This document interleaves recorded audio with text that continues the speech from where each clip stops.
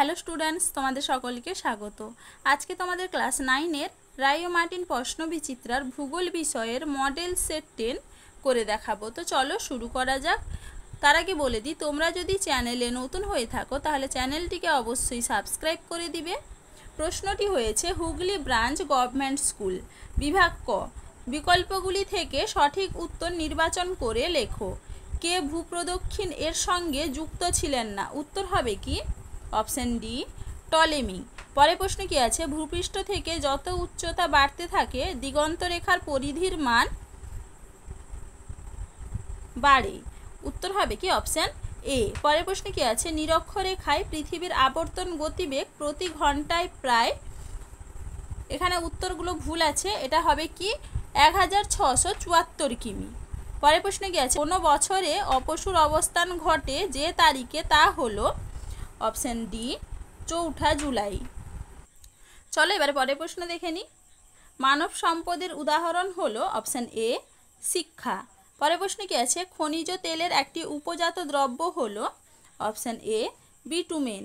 পরের প্রশ্ন কি আছে? পোখরান সোলার পার্ক অবস্থিত যে রাজ্যে, তা হলো অপশন সি, রাজস্থান। চলো এবারে বিভাগ খ দেখে নিই। নিচের বাক্যগুলি শুদ্ধ হলে পাশে সু এবং অশুদ্ধ হলে পাশে অ লেখো। প্রাকৃতিক সৌরপর্দা বায়ুমণ্ডলের ওজোন স্তরকে বলা হয়। উত্তর হবে কি? শুদ্ধ। পরের প্রশ্ন কি আছে? অরোরা বোরিওলিস দক্ষিণ গোলার্ধে দেখা যায়। এটা হবে কি? অশুদ্ধ। সঠিক উত্তর হবে উত্তর গোলার্ধে। পরের প্রশ্ন কি আছে? মহাবিষুব বলা হয় 23শে সেপ্টেম্বর তারিখকে। এটা হবে কি? অশুদ্ধ। সঠিক উত্তর হবে 21শে মার্চ। পরের প্রশ্ন কি আছে? প্রচলিত পরিবেশ বান্ধব শক্তি হলো জলবিদ্যুৎ। এটা হবে কি? শুদ্ধ।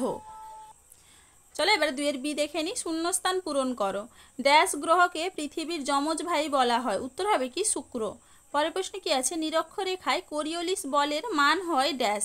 উত্তর হবে কি? 0। কি হবে? 0। পরের প্রশ্ন কি আছে? সর্বোৎকৃষ্ট আকরিক লোহা হলো ড্যাশ। উত্তর হবে কি? ম্যাগনেটাইট। পরের প্রশ্ন কি আছে? তাতাপানি ড্যাশ জনিত অপ্রচলিত শক্তির জন্য বৃহত্তম। সঠিক উত্তর হবে উত্তাপ বিদ্যুৎ।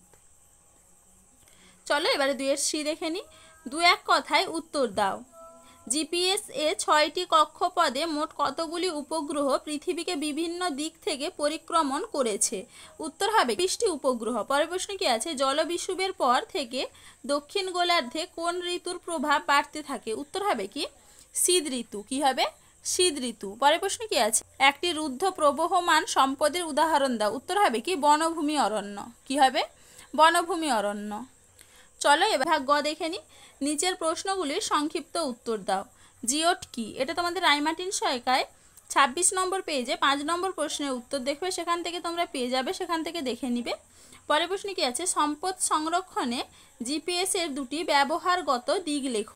প্রথমে হবে সম্পদের অবস্থান ব্যবহার ও পরিচালনা করতে জিপিএস ব্যবহার করা হয়, এবং 2 নম্বর হবে প্রাণীদের সঠিক অবস্থান পেতে জিপিএস ব্যবহার করা হয়।